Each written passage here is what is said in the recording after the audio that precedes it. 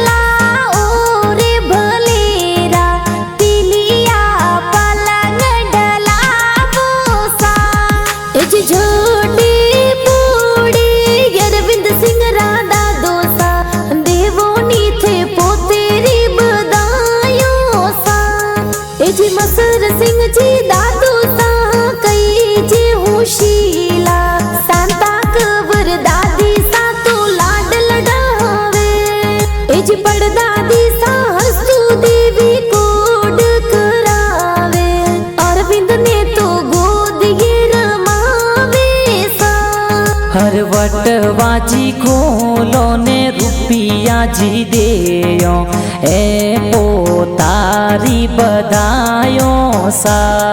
एज पापा जी नोरा जोध सिंह जी कई जे सोने वाली सैनो लावे सा। एज हीना कवर मम्मी जी लाड लडावे हिलोगी गा हर पालनियो घड़ावो ने पालनिये पौडावो हिलोगी गा गावो सा।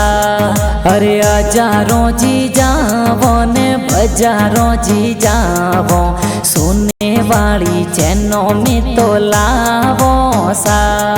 एजी मालम सिंह जी बड़ा पापा कई जी कोडीला लाड कोड एज पूजा कवर बड़ी मम्मी कई जे होशीला गोद ये तो बेटे ने रमावे सा। हर खोले खेलावो ने हिलोगी गागावो पालनिये में तो पोडावो सा।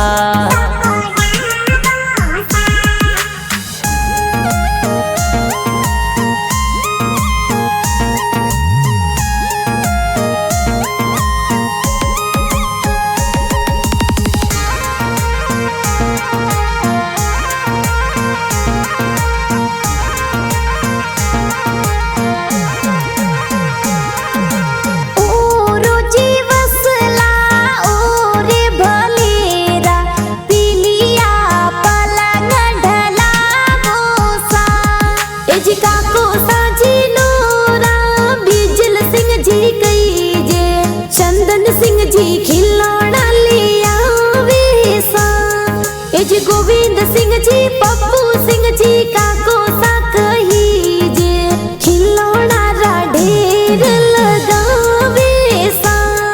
हर खोले खिलावो ने हिलोगी गागावो सोने वाला लूंग में तो लावो सा। एज गीता कवर ललिता कवर शारदा कवर भुआ सा रिंकू कवर ममता कवर एजी मनीषा कवर पायल कवर भुआ सा कोडीला भुआ सा तो जौंजरिया ले आवे सा। एजी दुर्जन सिंह जी हितेश सिंह जी भुआड़ो सा कई जे बलवीर सिंह जी खिलौना ले आवे सा। हर खोले खिलावो ने जबला टोपी पहरावो हिलो हिलो की गा गावो सा। हरे हजारों जी जावो ने बजारों जी जावो जबला टोपी घना प्यारा लावो सा। अजित सिंह जी नानो सा बालूड़ा मोलावे दोही तरारे ढूंढ प्यारी लावे सा। एजी नानी सा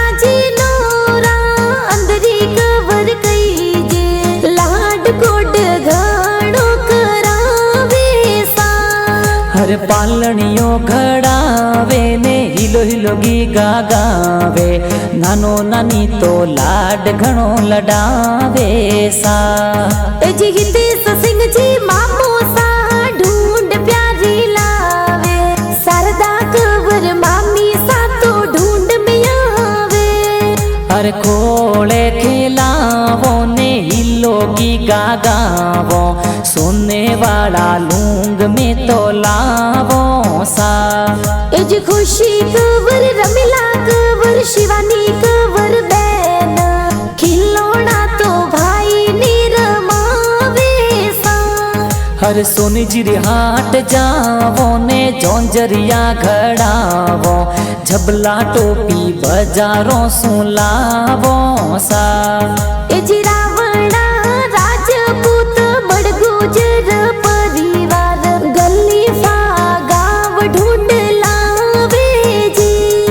अरे हिलो हिलो गीगा गावो ने हलरिया होलरावो, डोरी रेशम वाली बंधावो सा। जी हितेश